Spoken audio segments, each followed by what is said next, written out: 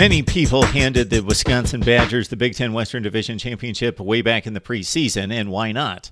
The Badgers have been the class of the division for quite some time. They were clearly the best team last year. They brought back all their playmakers on offense despite some defensive issues in the front seven or some question marks. They still looked like the team to beat. But there was that game at Kinnick Stadium against Iowa. Maybe the Hawkeyes could be the one team to challenge Wisconsin in the Big Ten Western Division. So, has Wisconsin, now having gotten by that challenge versus the Hawkeyes, have they already won the Big Ten Western Division? Is it already cut and dry and closed out even before the end of September? Mark Rogers TV, the voice of college football, recapping Iowa, Wisconsin, an exciting game that went right down to the wire. And, of course, we're looking at the Big Ten Western Division long-term as well. So, Alex Hornibrook, nice game from him, 17 of 22, 205 yards.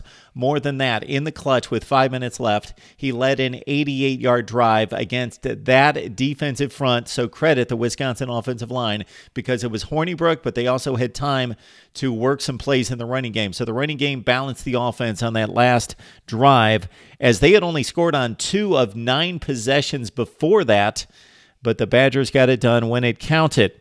They scored the touchdown with Hornibrook going to A.J. Taylor from 17 yards out to make it 21-17.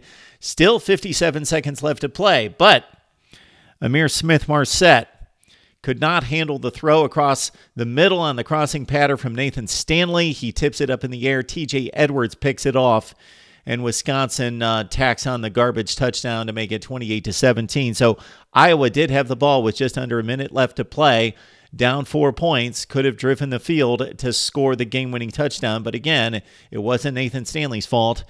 Maybe the pass was a little bit hot to handle on the short crossing route, but Smith-Marsette tips it up in the air. Edwards picks it off, and that was the story of the night. Iowa probably played better. If you measured every play for the entire game, they probably won more plays than Wisconsin, but Iowa made the mistakes. The biggest one, other than the play I just outlined, would have been the Sean Beyer fumbled punt at the 10-yard line, which gave the Badgers, who were not doing anything offensively, the short field at the 10-yard line. So that was a gift of a touchdown right there, in which the Hawkeyes had the 10-7 lead in a defensive struggle. So the Badgers went up at that point 14-10. Of course, the Hawkeyes leading 17-14 until the final drive of the game for Wisconsin.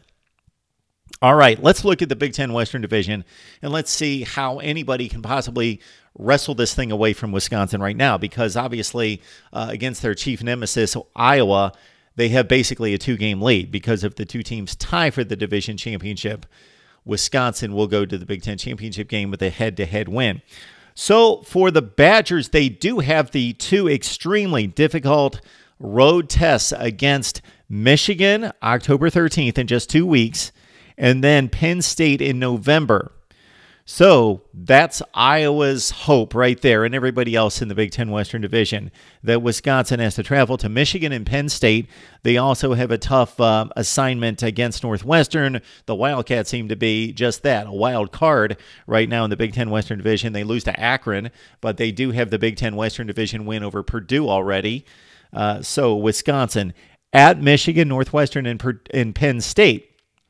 Right now, Nebraska, Illinois, and Minnesota certainly seem to be out of it. They've only lost 1 Big Ten game, each of them, but they're just not playing well, any of those teams. They just look like bad football teams right now. Purdue, a bit of a wild card, comes back and beats a ranked Boston College team by 17 points at home. Of course, that doesn't count in the Big Ten standings, but only 1 loss for Purdue, and maybe this gives them a little life going forward. Okay, for Iowa, they've got to do the same thing Wisconsin must do, and that's travel to Penn State. They have Purdue at home. They've got to play Northwestern. Actually, they've got Northwestern at home. They travel to Purdue.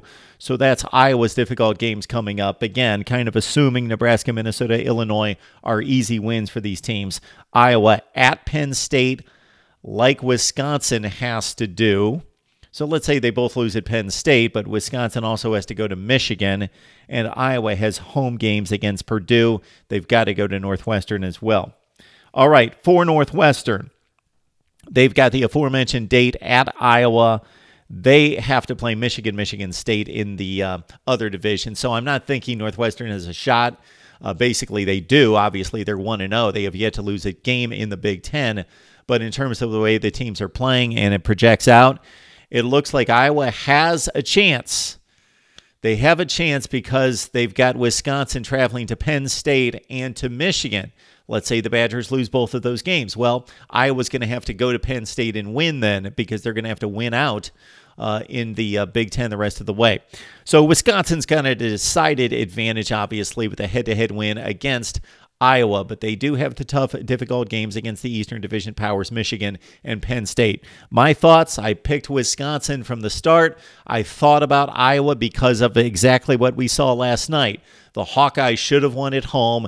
That would have given them basically the 2-game advantage over Wisconsin. It didn't happen. I picked the Badgers preseason. Obviously, the way this sets up right now, I'm going to stay with Wisconsin to win the Big Ten West. Would love to hear what you have to say right here at Mark Rogers TV, and vote for the 2 helmets that you want to see right here. I'm going to purchase 2 on October 1st. The 2 that get the most votes will win the challenge and will be displayed right here at Mark Rogers TV, the voice of college football. And of course, sign up for the newsletter by sending your email to markrogerstv@gmail. If you need some more information on the newsletter, just ask. Or maybe just ask the other viewers and supporters of Mark Rogers TV, because we've gotten rave reviews, good feedback on the newsletter. Week 4 is coming out Monday afternoon right here at Mark Rogers TV.